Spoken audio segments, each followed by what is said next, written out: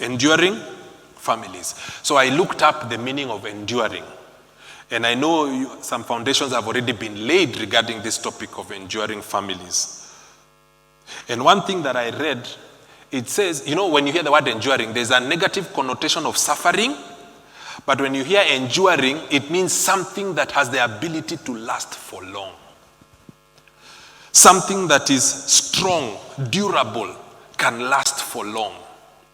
So I am here to say, enduring families are families that can stand and last for long because they have a good foundation. Are you hearing me? It is all about the foundation. That is what will make your family to be enduring. We will narrow down family and we will keep it to the nuclear family, but it can get wider. But the reason a family will endure is because it has a good foundation. I will repeat. Foundations is not what you have done. It's what God has done. Now, many of us in life, we will try to also do the foundation ourselves. But God is saying no other foundation. And I'm telling you, do not worry about that foundation because Christ has already sorted it out for you. If you can allow that to be the case. Depending on how deep you dig, it determines how high you will go. Okay? If you want to build something small, inaitangwa bungalow, the bungalow ama ni maisonette, bungalow, you don't have to go very deep. Sindio? You can just go kidogo, but it will last for whatever period of time. Okay? It might still be a good foundation, but if you end a bungalow, the number of people you can accommodate are a bit few. So some of us have dug foundations that are a bit shallow. They will stand, but they can't accommodate very many people. So we tend to live very singular lives where your world surrounds just you and your immediate. But believe me, if you want to impact more, it might help to dig a bit deeper so that you are able to impact more. And I know we'll be talking about servanthood, where somebody is going beyond themselves now to other people. If you want to go beyond, you may need to go a bit deeper. I love this definition of enduring families. It's a family that demonstrates a strong capacity to withstand challenge or challenges, adapt to change, maintain strong bonds over time. Those three words were interesting for me. Withstand challenge. Today, I guarantee you, every family has challenges. If you find anybody who tells you they have no challenges, they are not being truthful. The Bible does tell us, in this world you will face troubles. You will, not you might. But you are told, be of good cheer. I've overcome. So every family has challenges. So the ability to withstand those challenges makes your family an enduring family, and we'll see how. Okay? It says adapting to change. I have a problem adapting to change. The ability to maintain strong bonds over time. Why are you maintaining strong bonds? Because you will be stretched. You will be stretched. The strong bonds are with your wife, with your extended family, with the community at large. Those strong bonds, everything will come their way to challenge those bonds. And especially when people have fallen away from the commitments that they made, those bonds are challenged. So the ability to withstand all this makes your family an enduring family. But I'm saying it's going to endure because it has a good foundation. I'm still going back to say it is because of the foundation. Please don't miss that today. Everything I will say, up here we can make a mess. We can have a problem with the painting here. Tunaweza kubadilisha kidogo. But foundation kuanza kutoa kubadilisha is an expensive affair. We'd have to bring down the whole building. So those challenges are real. The Bible has many instances of challenges that have happened. And we see them every time. But the ability to withstand gives you an enduring family. But it is because of the foundation that has been laid. Now, the question becomes, what is the foundation of your family? Yours. Now, there are those of us who are planning to get married, okay? Those who are planning to get married. Why do you want to get married? Because you realize the reasons for which you say you want to get married become the foundation on which you build your marriage on. I do not know what foundation your family has been founded on, but many of us, the foundations we founded our families on have been crushed. A companion. Some of us have been let down. True? That person you thought was your companion and you're willing to serve for the rest of your life, you discover it is so much work. And sometimes it's not being appreciated. And especially if they do not have a foundation which is Christ also. And we reach a place and you wonder, why am I in this anymore? Why? What for? Every reason you had, every foundation you had has been challenged and it has been broken. So you get to a place and asking, what is this foundation that I have? When marriages fail, what do we say? People divorce, correct? People, the Pharisees went to Jesus and wanted to ask him and tested him. I think it's in Matthew. Matthew 19, now it came to pass, let me go to verse 3. Pharisees also came to him, testing him and saying to him, is it lawful for a man to divorce his wife for just any reason? These are people coming to Christ and saying, we know who he is, we know what he stands for, but here, as we are people of the law, and the law used to allow people to divorce for any and every reason. If your wife came and did not cook or treat your visitors well, it was a good enough reason to divorce her. It was like that, okay? In that culture, it was rampant. It was happening all over. And he answered and said to them, have you not read that he who made them at the beginning made them male and female? Okay. So what are you saying? And said, for this reason a man shall leave his father and mother and be joined to his wife, and the two shall become one flesh. So Jesus is answering and saying, haven't you read? And he's quoting scriptures. They ask him a question and says, hamjasoma. And then, verse 6, so then they are no longer two, but one flesh. Therefore, what God has joined together, let not man separate. What God has joined together. Now, again, stories for another day. There are so many things we can talk about here, but what God has joined together. Meaning there are some that God does not join together, but story for another day. Story for another day. What God has joined together, let not man separate. They said to him, why then? This is now people going back to their traditions. The foundations on which they stand on. These people had a foundation. They say, why then did Moses command that a man gives his wife a certificate for divorce and send her away? So Jesus answered, he said to them, Moses, because of the hardness, Moses permitted you to divorce your wives because your hearts were hard. But it was not this way from the beginning. So here is a situation where the foundation has failed. We normally say the solution, just divorce and start again. That question has been posed to Jesus. And Jesus is saying, no. There is what you people call marriage, but there is what God had called marriage. There is a foundation that God had laid for an enduring family. That if we go to that foundation, he says that one that God joins together, no man can separate. So what was this beginning? The beginning takes us back to Genesis. I want us to go to Genesis. When we read the Bible about who came first,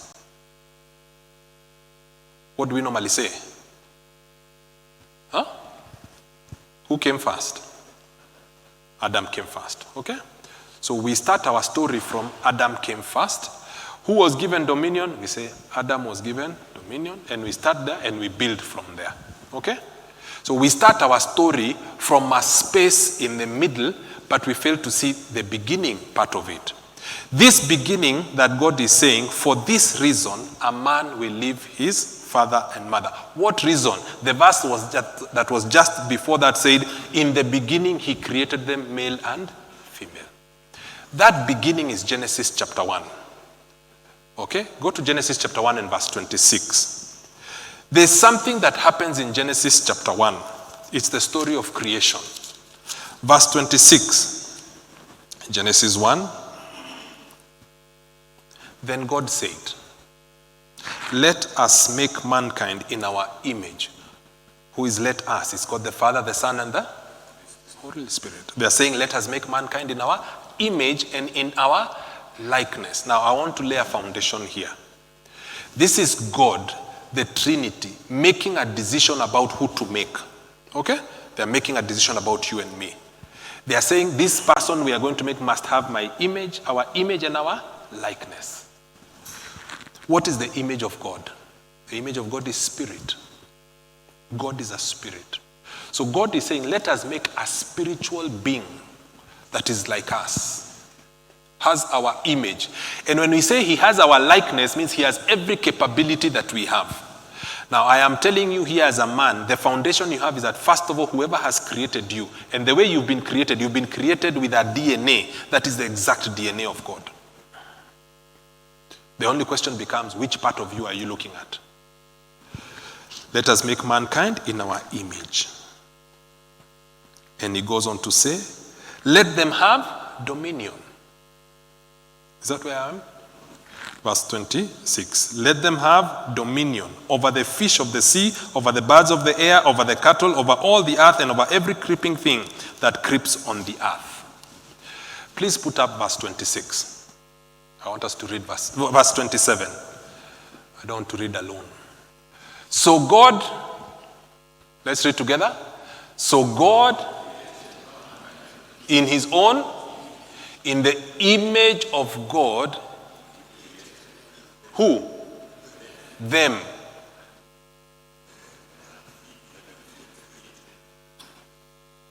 Who has been created? Is it Adam? Okay. Male and female, he created them. So the first thing God is saying, we are creating something that is exactly like us, image. And he's calling it a name. He's calling it male and female. Remember what I'm doing? I'm laying a foundation for all of us. When you refer to yourself as male or female, at this point, we are not talking about gender. We are talking about the likeness of God, the full expression of who God is. God is able to express himself as both male and female, not gender. I'm talking about expression. What do I mean by expression? Today I enjoyed the worship here. It was by men. When they sang with a deep voice. Is it true? There was a deep voice. Ile bass guitar ilikuwa inaenda vizuri na hiyo sauti. And that deep voice is a commanding voice that God has when he says he's a roaring thunder. So that when he commands and says things, they become. Are we together? That is God expressing himself as male. The same God is able to express himself as a still, quiet voice. That is a female expression of God. When I'm in my house, there's a time a roaring thunder is needed. Wakati watu wamekataa kuamka. My voice comes out and things move. There's a time that male expression is not needed. When somebody wants a place to cry. If they come to me in my deep voice, they may feel intimidated. So they go and look for a female expression of who God is. So God is creating male and female. Put back the verse. And after he creates them, he now starts to do something and he equips them. The Bible says, verse 27, so verse 28. So God blessed them. Who is he blessing? Male and female. I'm not talking about Adam. Male and female. He's blessing the spirit man. He's equipping the spirit man. He's blessing him. He's commanding him to be fruitful and to increase in number. There's nobody here so far. Fruitfulness and increasing, many of us hear it, we think about children. God is talking about an influence of him here on earth everywhere. That's why I said you can build a house which is small, but you can also build a house which is bigger. When I look at this house talks about influence. It talks about an increase. It talks about filling this place. Are you understanding me? God is saying, I have an expression and I'm commanding you and I'm giving it to you. You have the ability to go to a place and fill it and subdue it with my presence. That's what God is designing. That is the original design of God for family. And when people are talking about divorce, Jesus says, didn't you hear God made them male and female first? Don't you understand that God has made you in his exact image in its exact expression to be able to go out there and have an influence for him. God is saying, look, if you approach this thing from what you want, then your foundation will not be enduring. But if you approach it from what I have done, I said foundation is what God has done. God is telling you today, God has designed you in your DNA and your very makeup, that you have every capacity to express who he is. And when you express it, you multiply, you increase, you fill the earth, you subdue it, you rule over it. Today as I stand here, I stand in a capacity of being able to exercise dominion. And all of you sit and you listen. True? That's a good reason to wake up in the morning. Not to go and put people down, but to go and be an expression of who God intended you to be. The next verse says, after God had blessed them, verse 28, God blessed them, that's what we have read. Verse 29, and God said, see, I have given you every herb that yields seed, which is on the face of all the earth, and every tree whose fruit yields seed, to you it shall be for food. Also to every beast of the earth, to every bird of the air, to everything that creeps on the earth, in which where is life, I have given every green herb for food. And he goes on to say, verse 31, then God saw everything that he had made was indeed very good. And there was evening, and there was morning, the sixth day. What happened on the seventh day? Rested. Where is Adam? Where is Eve? God has finished. God has rested. Now, why did God rest? Not because he was tired.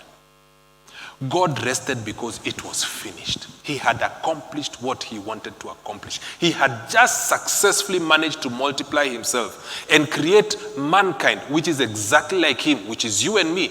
But the question is, which is that part of you? It is the spirit part of you. So the spirit part of you is the part that God created and said, if you tap into that part of you that is spirit, that is the foundation marriage had.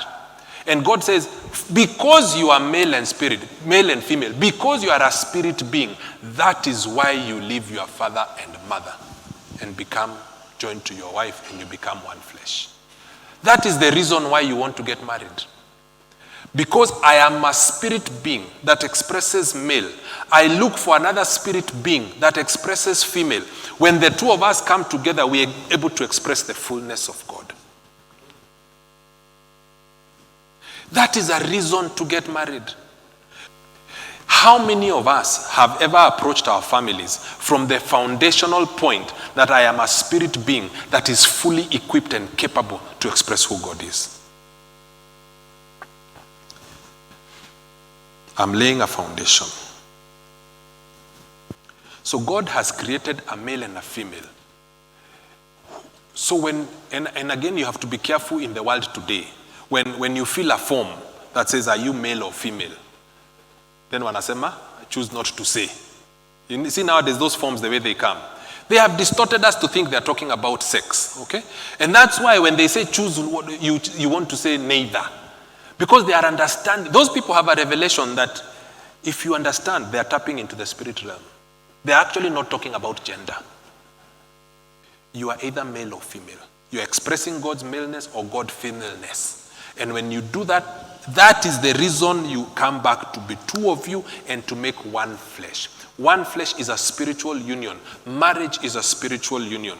You as the man, you are being called to go and stand on a foundation that says my marriage is first spiritual. And it can tap from what God has already laid as a foundation. So that whatever I build up here, whether I use grass or hay or straw or gold, I have a foundation that says my marriage is first spiritual. We will go to Genesis chapter 2, and in Genesis chapter 2, we will go and meet Adam, by the way. So I'm not dismissing him. There's a place we will meet him, okay? Then we will go to Genesis chapter 3, and we'll see something that has happened. And in Genesis chapter 3, there's a fall. And we know the story of Adam and Eve being thrown out of the Garden of Eden.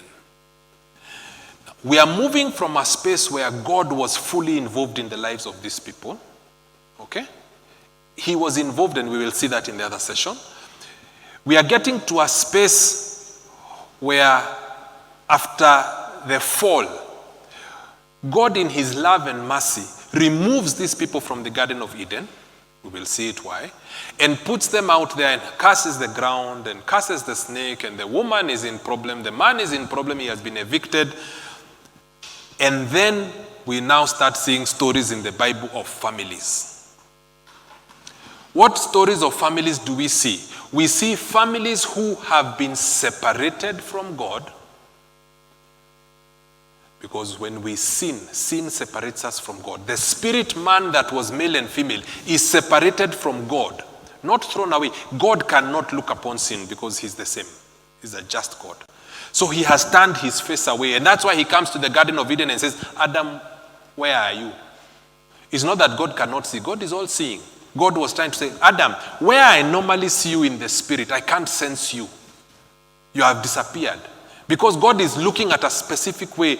But kumbe, because he cannot see sin, Adam and Eve have gone to this other side. It's a separation. And marriages we see in the Old Testament are marriages of fallen male and females.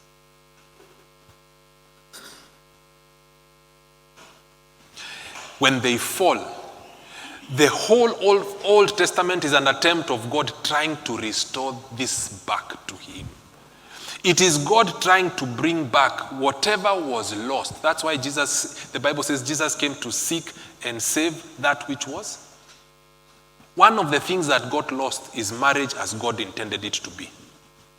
Because the male and the female died. So any marriage after that is not a marriage of male and female. And male and female is the one that God was saying, because you are male and female, for that reason you will leave your father and mother. So nowadays we join people in marriages. And people wait to hear that place. Oh, for this reason, a man will leave it. But they don't ask which reason. But they're just happy for this reason because we came and we are visitors. And because I have that reason of mine for tonight. For this reason, I'm leaving my father and my mother, and he walked down. But God is saying, no, that's not the reason I intended. I had another reason. Because you're male and female. And when you come together as male and female, that one that God joins together, no man can separate. That is an enduring family. But what have we done? Now, there'll be hope. Don't worry. By session 3, there'll be hope. But the issue here is that we have founded our marriages on a foundation that is not male and female. That is not spirit. That does not appreciate what God has wired in us as the DNA of success. So we are out there struggling to do our own foundations, to recreate and to regenerate